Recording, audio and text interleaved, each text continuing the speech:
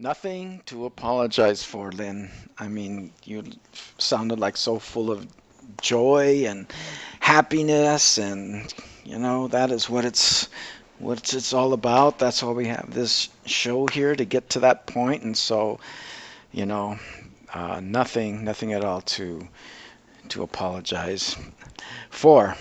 Um, I want to read something in starting my show from what I've been working on lately, and everyone that has been listening to me lately has heard me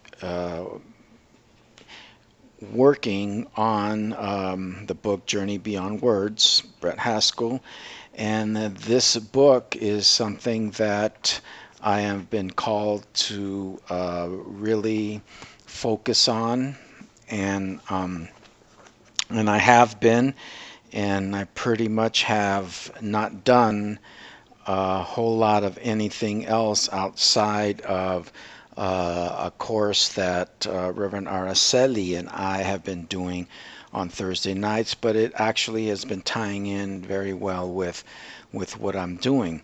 So I want to focus on a chapter which is called Grievances, and I have came to a way better understanding of what a grievance is by reading this chapter, and it is a very insightful new way to understand the meaning of what the Course calls love holds no grievances. Holding grievances is an attack upon God's plan for salvation. And the main theme, I believe, that this book holds is the correct use of imagination.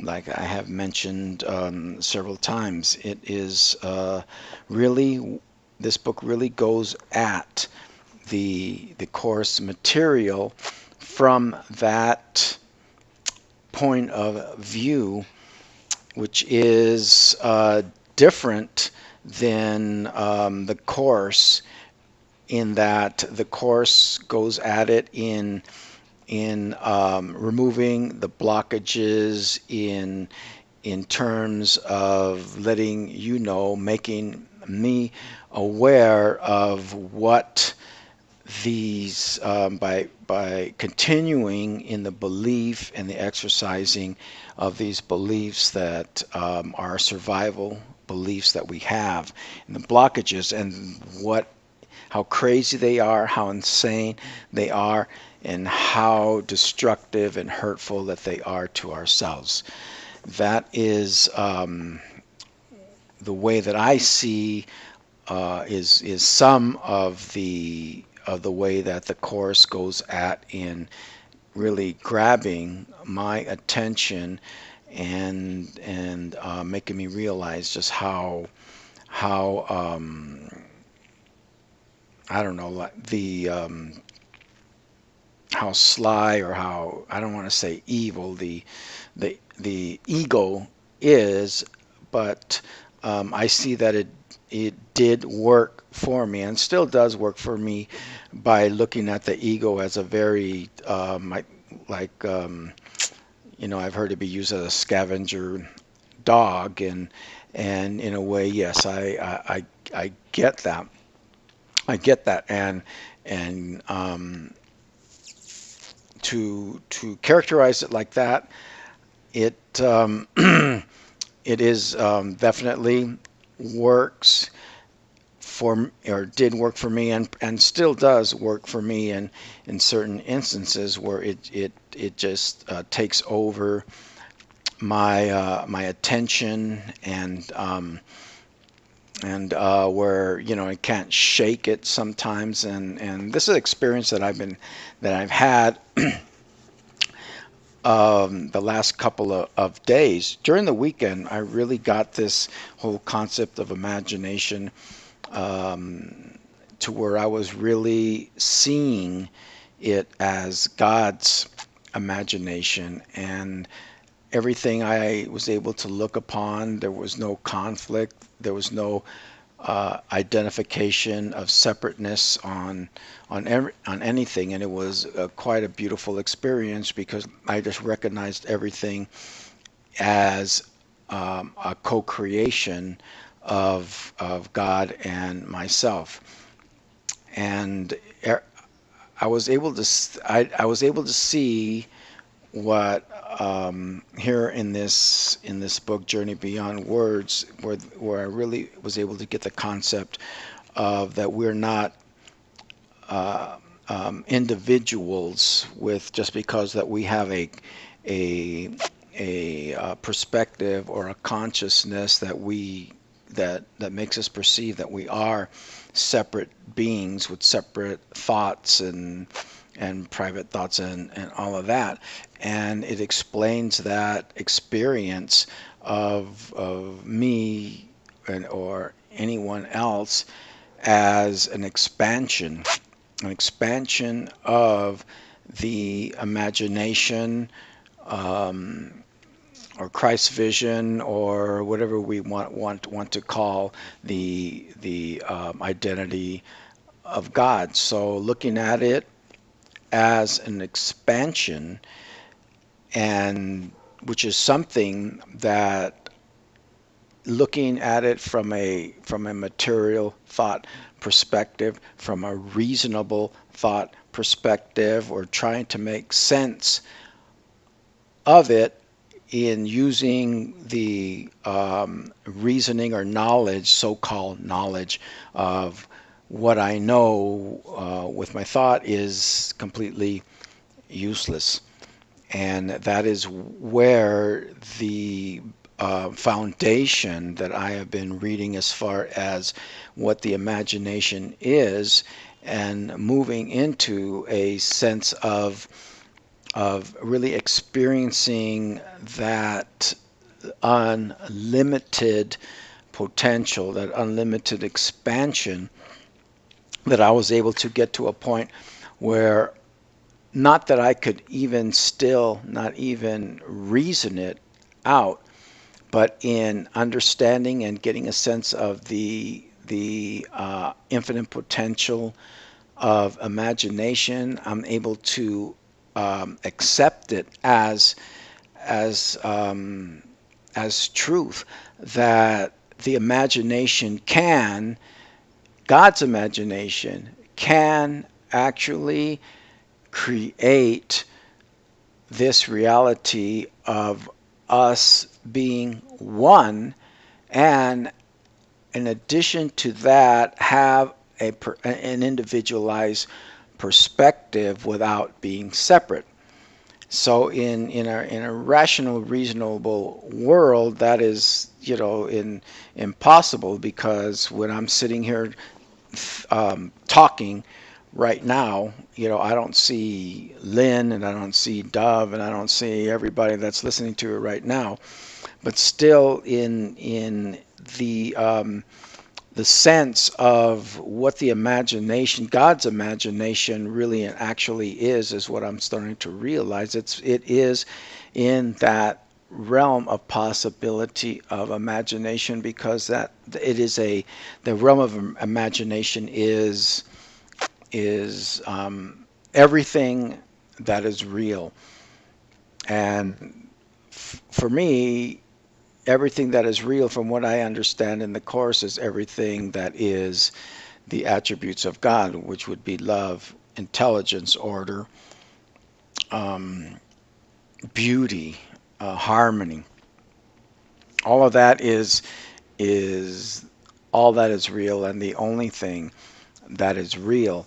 So in if the oneness that the Course teaches, and the oneness that this Journey Beyond Words is very much using the imagination to really um, not drive home the point, but to make us understand the expansion that we genuinely are. It brings into to light that, yeah, this is really something that is possible, and that we can embrace and know our oneness while we still have a so-called separate perspective. And so this weekend I was really experiencing that, because everything that I saw, even like the trees and flowers and my dogs and everything around me was a very profound experience of the co-creating, that it was that I create as imagination, you know, also created, everything that is around me, um, and I was able to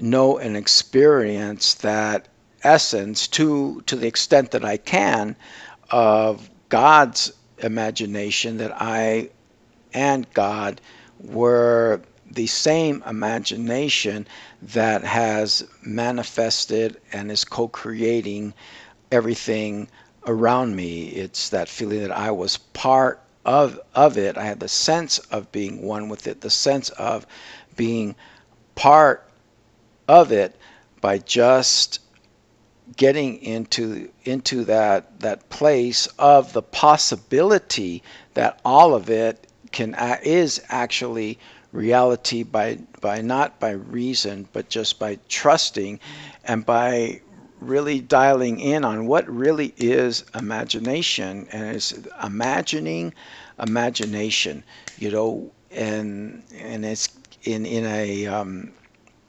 in a sense where using my heart and trusting in love, that this imagination of infinite potential was a very loving concept that this book is putting forward.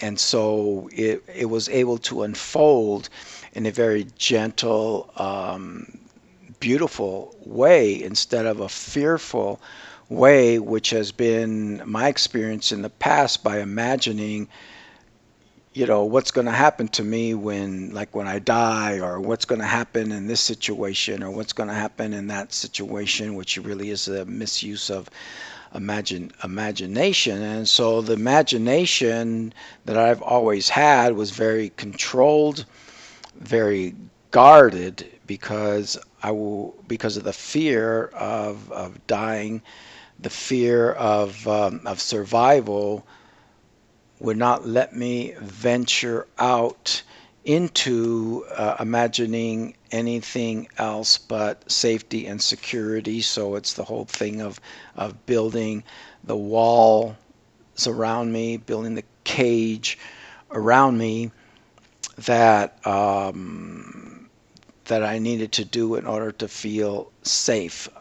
I had to create my identity of what I thought the world wanted of me, of other people wanted of me, of the way I had to present myself in order to be safe, and to move outside of that safety zone would mean I am now vulnerable going out of that. Let's just like I would be afraid. Let's say if I there was a let's say I'm not a biker, around riding motorcycles, or me walking into a conversation, people are talking about their bikes and their Harleys and all that. I wouldn't know, you know, what the logic behind that whole discussion would be like.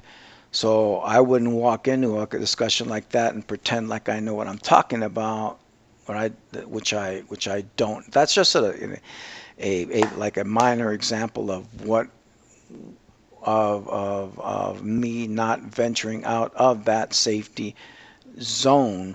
But if now that understanding that all is one in there, I would be able to step into a conversation with that and not have to talk about bikes or anything that's going to make me acceptable in any kind of situation like that. I could stand in the middle of that conversation and be ignorant and not dress like all these people or whatever, and be perfectly fine with it, because I wouldn't feel the need that I had to be accepted, because I am self-accepting. And I realize now that just by me being self-accepting, there it's going to be okay for these bikers would see me as I really am, innocent, innocent of,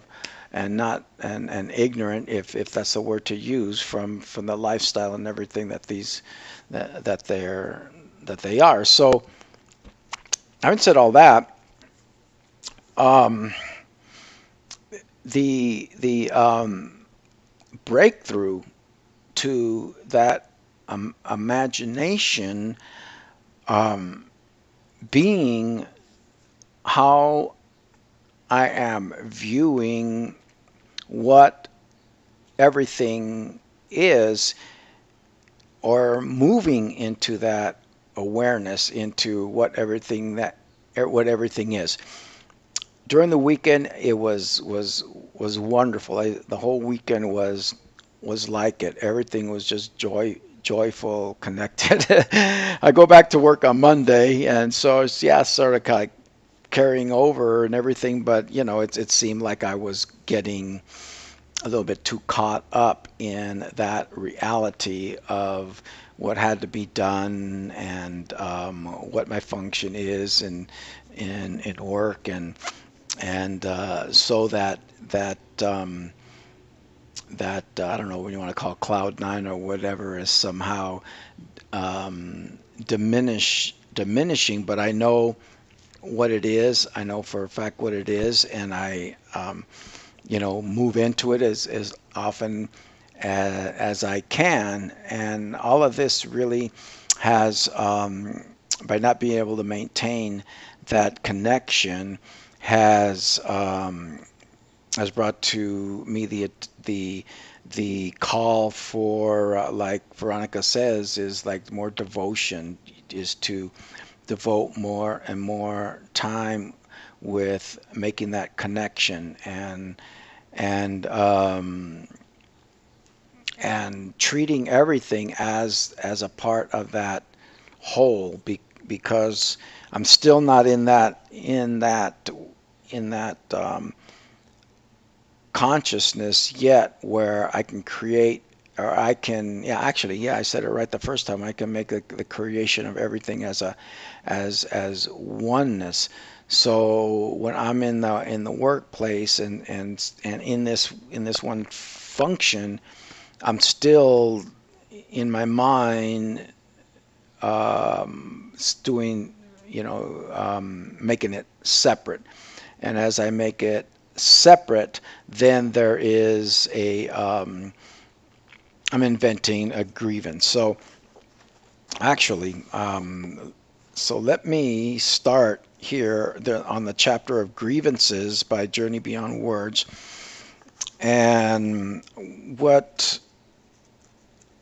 I want to do is really hit on what really is a grievance. But in order to do that, I want to just, the way the chapter is structured is, they or Jesus moves into just what I have been going over at the beginning, which what is love, what is this imagination, what is true, in this world. So I want to go over that a little bit just to set some foundation as to what is, and then I think it'll make more sense. Well, at least it does to me, of really grabbing a hold of what a grievance is in terms of the infinite potential of imagination and creativity, of who we are as the expansion of God. And I love that word expansion because we are constantly expanding as God, and expanding in that co-creation of the ever-expanding creation that is God, and who we are. We're just it's like, God needs us to expand as it, or as him, or as her, or however we want to put it. Uh, there is no expansion without creation, and God had to make us like himself as creative in order for God to be God and for us to be us. Like cannot create what is not like. So we are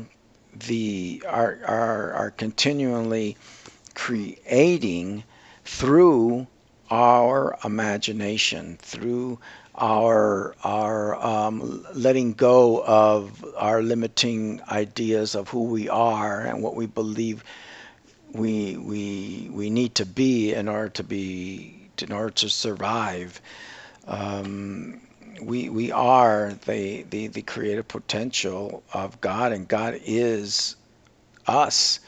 We're just the witness of the creative aspect of who God is. So, having said that, I've been trying to get to this book here, and so my talk's already halfway over. So, um, I'm going to touch on some. I've highlighted some aspects, and so I want to go and go over a couple of things just to get a foundation of what we are, who we are, what is God, who is God, and who we are collectively together.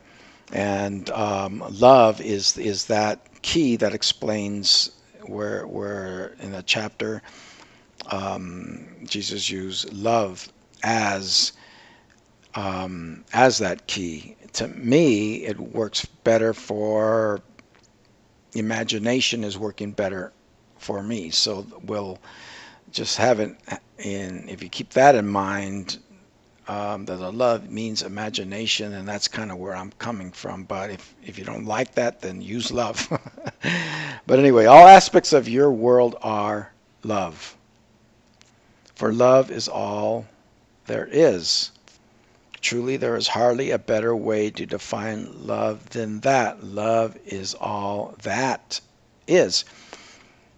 And once again, all that is the spiritual attributes of God that is in that is the truth of what all the imagination is, unless we have a grievance when we will get to that point. Some people even define God as all there is. That is really nothing more than saying that God is love, therefore you too are love. Love is completeness. Love is the wholeness. Love is the oneness that is the universe. But the universe is beyond what you conceive as your physical universe. Okay, so if I can spend a minute or two on love is completeness, love is wholeness and oneness.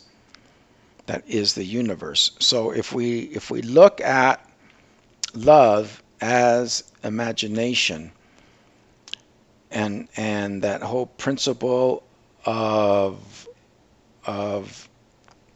it is done unto you as you believe. It's the creative principle of, well, it's that membrane, or it's that principle of what you believe or think into it, it'll be done unto you. It's like a 1 + 1 = 2.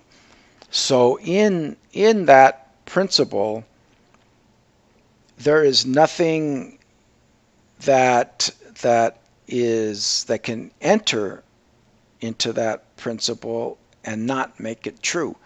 There's nothing that can enter into 1 + 1 = 2 and not make 1 + 1 = 2 true.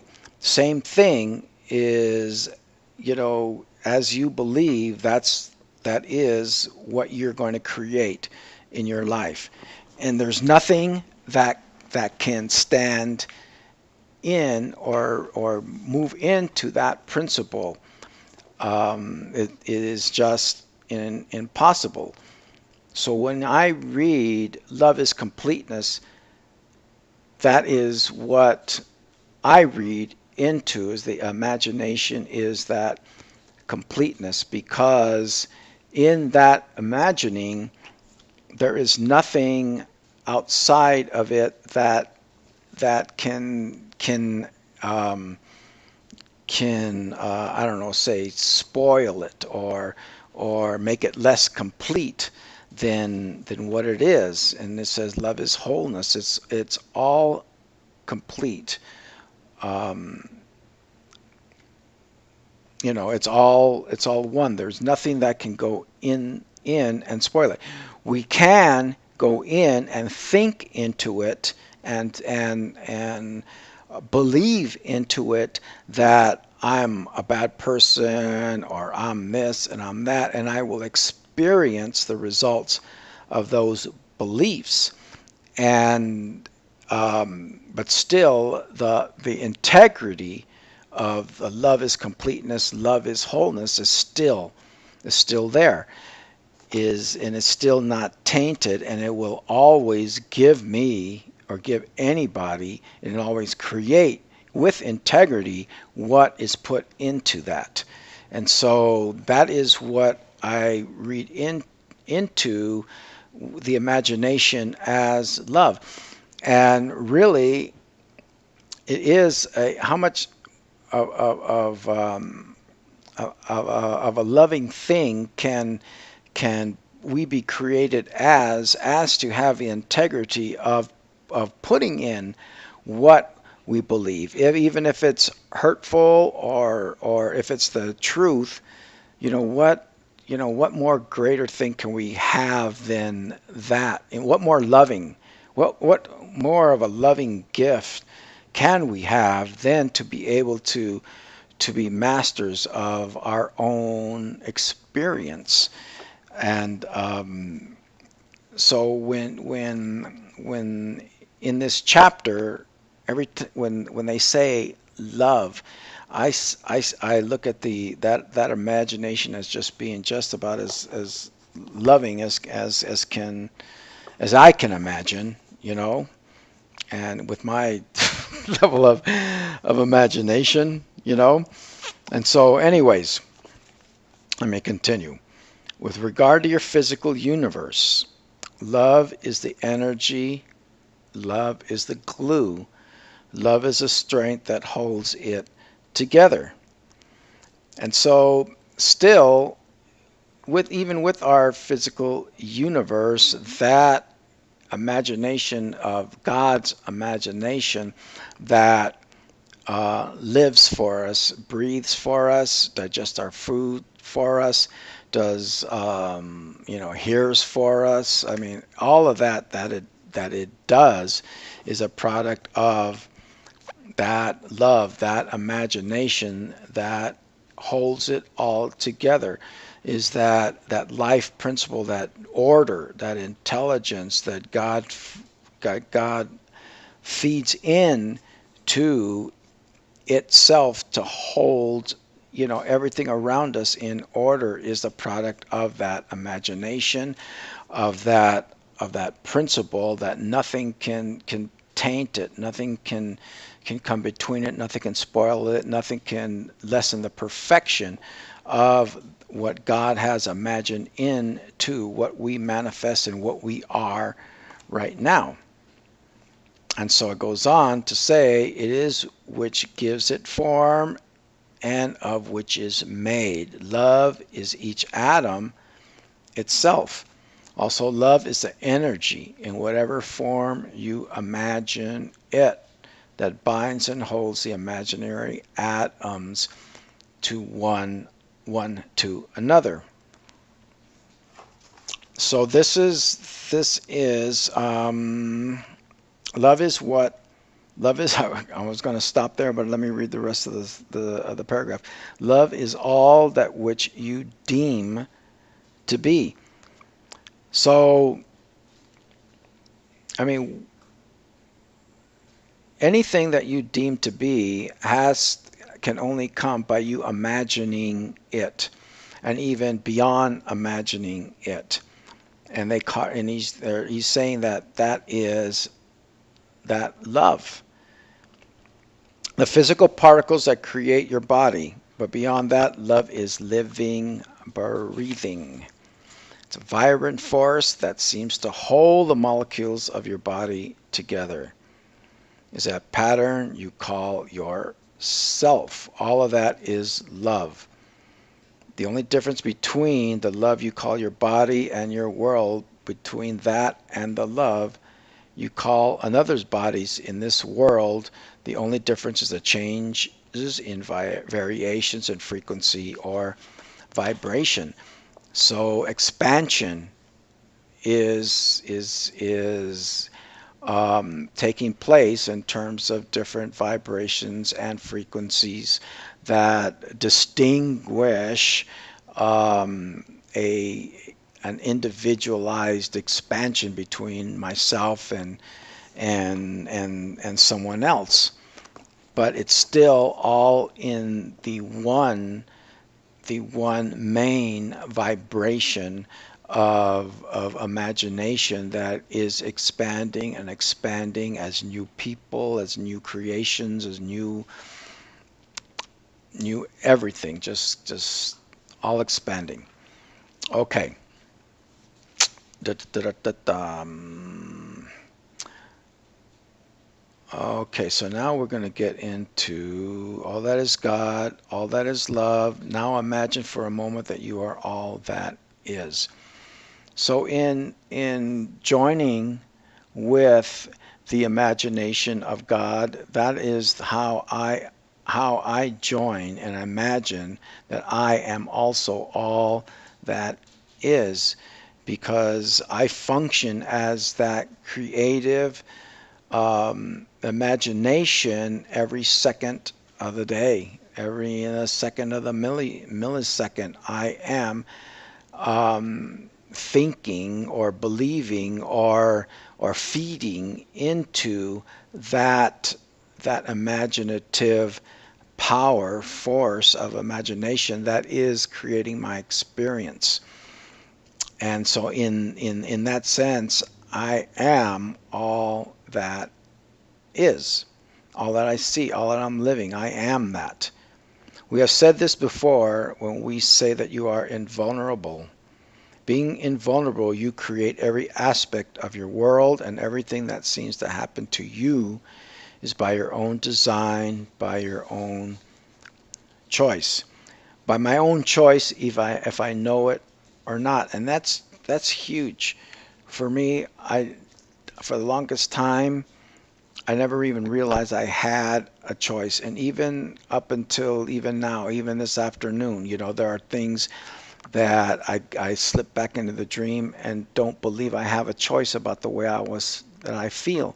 Even this afternoon, I wasn't feeling, 100%, and I tried to work on getting back into um, um, giving up that separation and joining in one, but I wasn't able to the extent that I really know that I can, because I didn't recognize fully that I had that choice to do it. When I do recognize I have that choice in the sense of really a wholehearted belief and identity with it, then I can move into that choice just like everyone else. Like if people said, okay, imagine you're moving your arm, they can move your arm, because they realize that they have that choice. But if you don't realize you have that choice, then you just can't do it.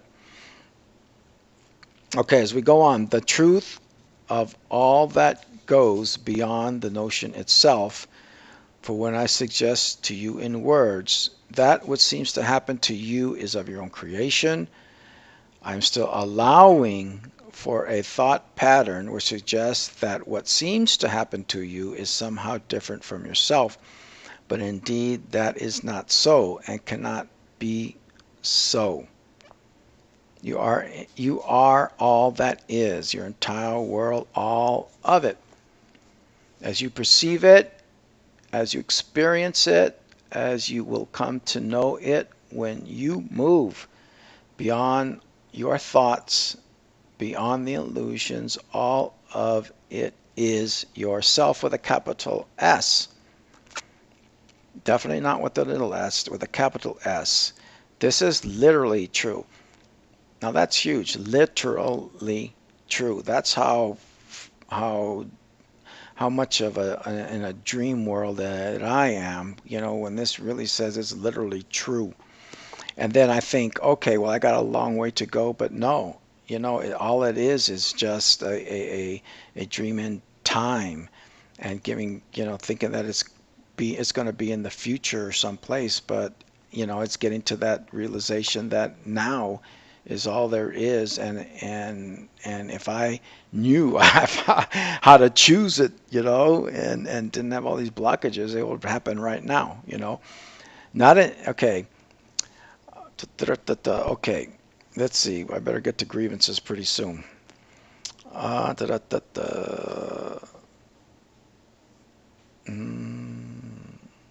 Okay, here we go. Imagine now for a moment, let your imagination play. Suppose that what I have said is true, which we are assuming. You are your world. You are all that is. Just as God is all that is. And now try to imagine what a grievance is.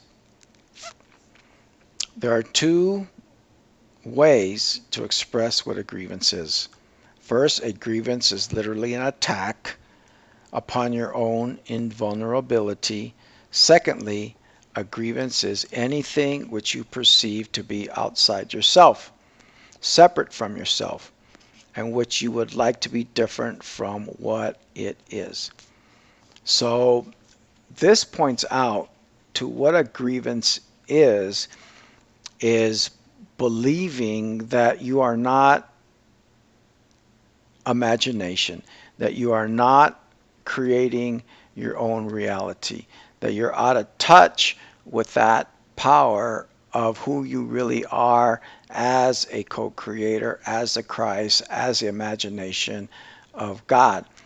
A grievance is that perception that you're outside of everything. They're outside of who you are. You're outside of 1 + 1 = 2. You're separate from 1 + 1 = 2. You're believing your 1 + 1 = 3.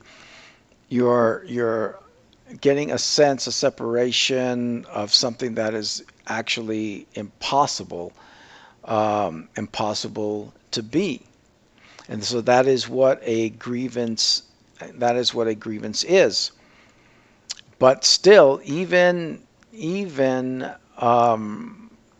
though that it is impossible in itself, the love, imagination of God still allows for us to go there. Okay, next paragraph. You are your own world. You are your own world. And for you to imagine that would be like something in your world to be different. It is literally the desire that part of yourself, capital S, be different. I tell you, you are whole. You are complete. You are unified within your being. There is no conflict within your real self, capital R, capital S. The unity of what you are does not allow conflict. And in reading this, I get it now when I'm looking at it in the light that the imagination is the integrity of it, that it gives you what you want, and it gives you what you feed into it. It is the reality of who you are. So there is no conflict, even though I can feed into it that I'm a this and I'm a that and believe it and suffer. It's still, I am still united. I am still whole because I'm still integrity within the law of love and then the law of imagination. And I don't even know if there is a law of imagination, but I'm I'm equating it. I mean, it makes sense to me that, it makes sense to me. Okay, the next part. In fact, conflict is an experience unknown to God. Within God, there is only completeness, wholeness, and oneness. And for you to imagine any aspect of yourself should or could be different from what it is for you to imagine that the unification that is you should somehow be split. And that a part of you should be different from what you are, capital Y. And so in this paragraph, it's trying to drive home the point of the impossibility of us, we could ever be separate and apart from the love, from imagination, from that creative force of who we are. It's impossible to split our essence up. And understanding this is really a leap for reason, and the attempt is being made in these paragraphs here to I don't know, take that leap of imagination, if you will, and make it real for you, make it really a part of who you are, to really understand that that part of you. Even if it takes to, like, okay, imagine that that you want to move your hand from left to right, and move it left to right.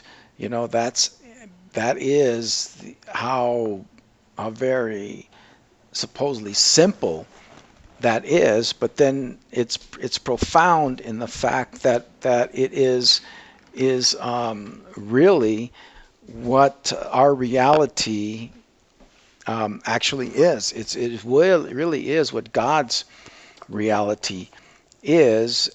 And and let me paraphrase it. It's not like I can imagine a mansion and boom, it's going to be there, because it is not real in terms of what God is and what terms of everything is. Everything is love. is order and is beauty. And so in order for those type of things needed to come about, it all comes about in moving into the principles of God, which would be creativity, or however this mansion comes about. It comes about in unifying with that power of creation, of imagination. But in the purpose of my life, it is useless for me to want to imagine things or relationships or anything outside of the realm of the spiritual, because I realize that the things are not going to bring me the happiness that by imagining the principles of, or the realities of all that is, which would be love or joy and happiness. Those are the things, the experiences that supposedly all of the things are going to bring me. So when I do my imagining, it is always in the sense of what I want to be in terms of truth, in terms of that unity of God and God itself. By me wanting things to bring me the beingness of God is just moving myself into separation, which this as this book is telling me, is all I'm doing is creating grievances.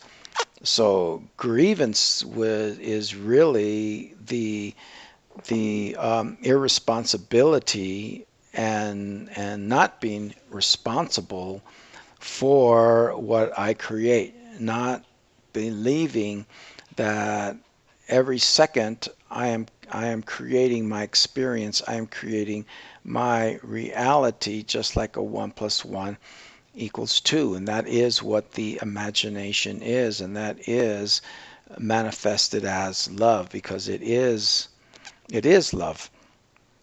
And so that is the way I now experience what a grievance is. It is the perception, and I don't want to say wanting. I don't think anybody wants to be sad or be hurt or be disappointed or anything like that. You know what I mean? I think it's a matter of that. Just like myself, I don't realize that I have that choice, and it is, for me, is to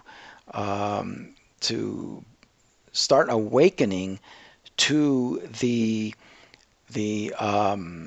dimension and the depth of choices that I really do have. And a lot of it for me has been realizing and accepting the fact that I have the choice of imagination, which is going to give me anything and everything that I truly want. Is going to give me everything and anything that I truly am. And like creativity, I mean, it expresses in so many different ways and different aspects, for where you see, people that know how to paint, people that know how to play instruments, and I can appreciate, all of that, man, and hopping on that board of harmony. That is who I am, because I am that. I am, and I don't even want to say that I'm part of that, because just an expansion of it. By saying I'm a part of it, tries to split the integrity of the imagination, and split the integrity of 1 plus 1 equals 2, and it tries to split the integrity of God. It's just that I am it 100%. I'm not just a part of it, you know. It's not like it's in me, you know. There is no in me. There is no out me. Out of me. It is totally 100% who I am. 100%. And there is not a part that I do not have any control over.